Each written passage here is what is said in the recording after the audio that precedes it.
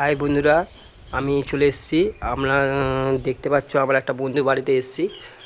এটা হচ্ছে বন্ধুর বাড়ি। এটা হচ্ছে আমাদের গড়বেতার ওখানেই বাড়ি। দেখো এখন এই কাজটা চলছে। ঘাস কিভাবে হয় সেভাবে কাজটা করছি আমরা। এখন হচ্ছে ঘাসের ফুলটা, ঠিক আছে। শুধু ছবি আঁকে তা নয়, ওয়াল পেন্টিং মাঝে মাঝে করে। এবং দেখতে পাচ্ছ পুরা লুক দেখো গাছে আমেরিকা যে টিয়া পাখি ওগুলো হয়, ছোট্ট দুটো টিয়া পাখি, কিউট টিয়া পাখি বসে আছে ডালে। এবং পিঙ্ক কালারের মাধ্যমে ফুলটা ফুটিয়ে তোলা হয়েছে।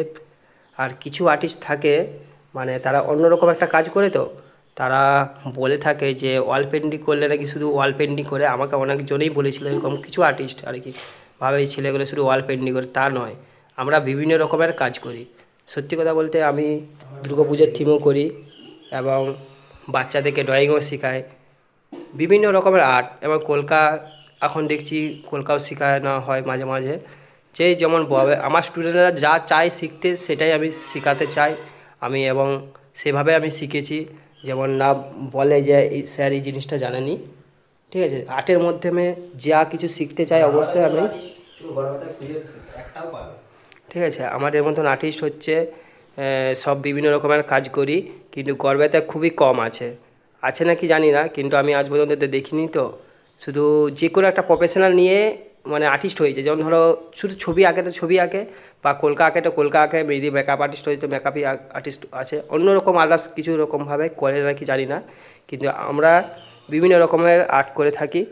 এবং শুধু ওয়াল পেন্টিং নয়, বাচ্চাদেরকে বা আমাদের প্রোফাইলে দেখলেই অবশ্যই জানতে পারো যে আমরা বিভিন্ন রকম আর্ট করে থাকি।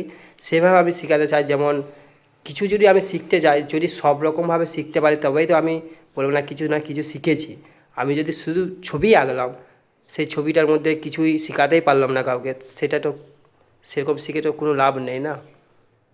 সেই জন্যেই আমরা মানে আর্টের মাধ্যমে সব কিছু আমরা শিখে রেখেছি। এবং আমি নিজে থেকেও চেষ্টা করি যে যেটা জানিনি সেটাও আমি শেখার চেষ্টা করি। জানার পরে আমি সেই শিক্ষাটা আমি স্টুডেন্টদেরকে দিই।